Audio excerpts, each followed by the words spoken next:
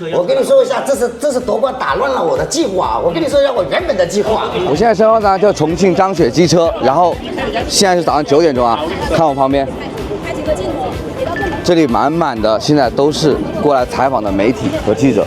现在张雪已经完全火热出圈，看今天里面有多热闹。张总在干什么？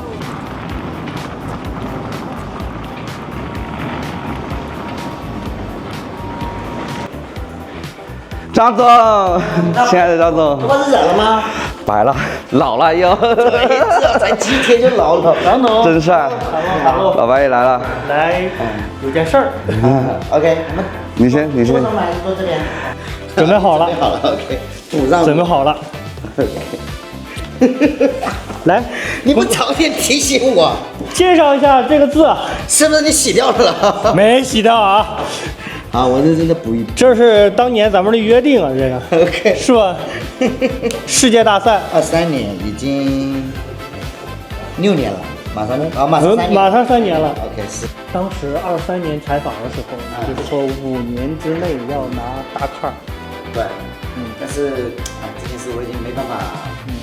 当然我又开始了。又开始了，对。请坐。对。怎么坐？坐这边还是坐那边？好，先都可以啊，都可以。坐这边吧。那你坐这边吧。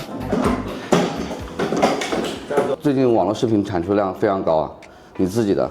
对，但是其实都是和比赛相关的。然后昨天我发了一个调侃的，我说招一个，我说现在也是有身份的人了，我要招一个摩托车驾驶员，搞笑段子，搞笑段子。对，对比20年前，然后你追在记者后面采访到现在，我感觉所有全国的媒体人都过来找您，希望采访您，您是什么感觉？其实有点不耐烦。你感觉这几天你，比如说看到手机或者是看到微信，你会有什么？我现在手机开飞行模式了。为什么？太吵了。你有没有统计过大概一天你要接多少电话？如果不开飞行模式？我都不接，我全部挂掉。有的我觉得可能是有什么事的，然后我听一下他怎么说，他只要是无关的我就挂掉了。我想问一下，20年后的张雪和20年前的张雪，还是同样的纯粹？我觉得还是一样的。可能懂得稍微多一点点了哈，但是我觉得内心还是没有变，还是一样的。那么20年后的张雪的话，现在肯定我们虽然是拿到了2个赛场的冠军，那么下一步就是可能不只是说我们这一次整个的总冠军，未来的话我们的机车要。我跟你说一下，这是夺冠打乱了我的计划。我跟你说一下我原本的计划。今年呢，就是2026年，我们是用这一整年来测试、训练、磨合、改进，然后呢，能上一站领奖台，今年的目标就完成了。然后明年呢，拿一个分站冠军，因为我今年把所有的改进全部都做完了嘛，那我明年应该是有资格拿分站冠军了。后年呢，我就开始争年度冠军。现在看来，我的目标可能要提前1年甚至2年。然后我定义的是这个干完了以后，拿了年度冠军以后，因为我们产品能拿了年度冠军，就是我能拿分站冠军，说明我们车子已经改进的差不多了，对不对？我的整个赛事的团队，我研发的团队，我就把重心侧向另外一个，就是我的达喀尔这个领域上面，就他一下又把我给打乱了，可能我们要调整。然后现在我们的赛事规划呢是今年，我们就会参加 IMAX GP， 我有足够的时间和精力来优化提升赛车，然后同时明年我们会用1整年去跑世界各地的，就是世界拉力锦标赛的那些分站赛，然后为2028年的达喀尔做准备。那对于3年前来说，你有自己亲自去跑环塔比赛，然后你现在还有这个希望能？我现在我感觉完全跑不动了。或者是你在看到比赛的时候，你有没有想自己骑着自己车在赛道上跑一下？其实我也想还是想的，只是时间不允许，身体不允许，体能不允许，这样子。鲜花、掌声，甚至说这个销量，都向你涌来了，会不会心里也会有些压力很大？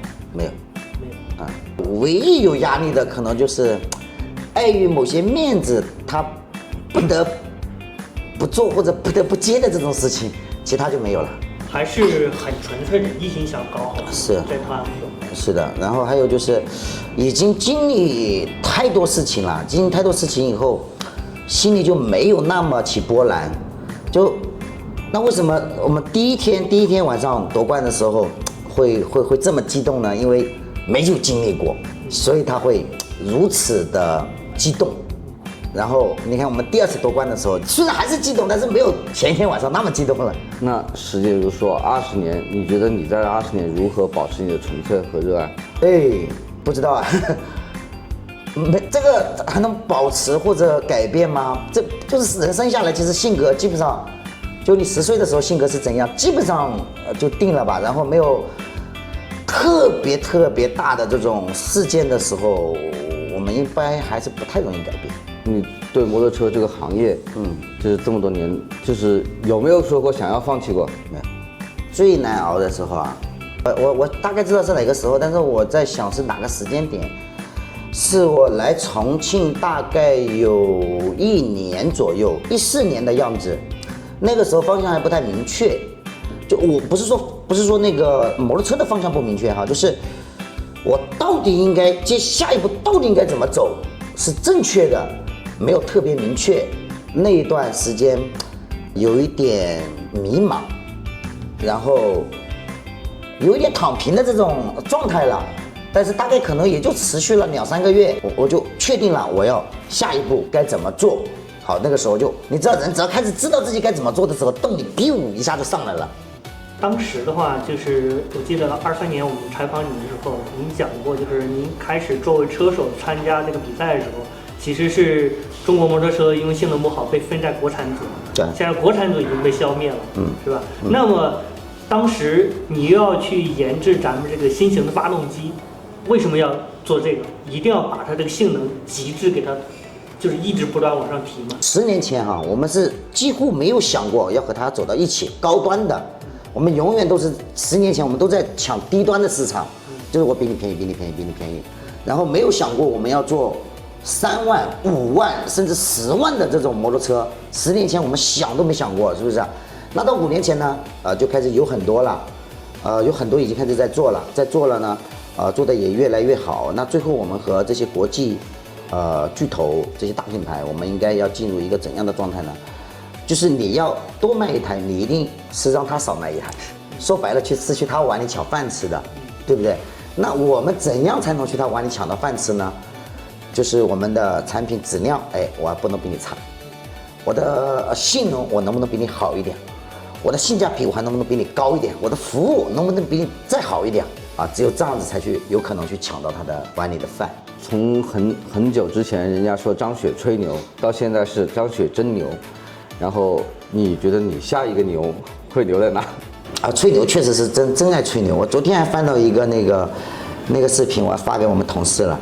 我那个去年不是九派新闻，他过来拍了一期那个视频嘛。然后今天我看到，我都感觉有点吹牛。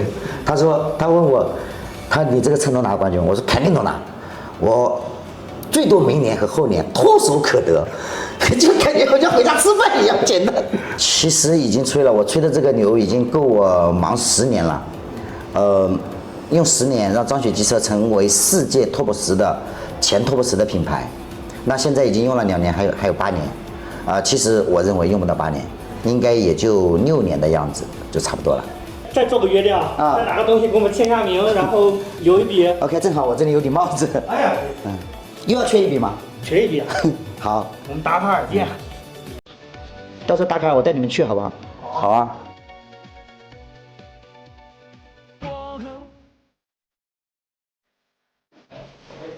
好 ，OK， 好，然后就拿走了。好的，好，再来。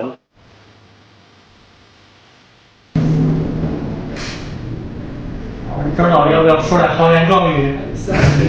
说啥 ？OK， 好，我说吧。他又让我给他缺了一笔，然后说我们那个打卡夺冠的时候把这一笔再加上。您觉得这一笔什么书？上一次这个是准备了看一下啊，26年、27年、30年之前，30年之前，对，好，你一定补上。行 ，OK。OK。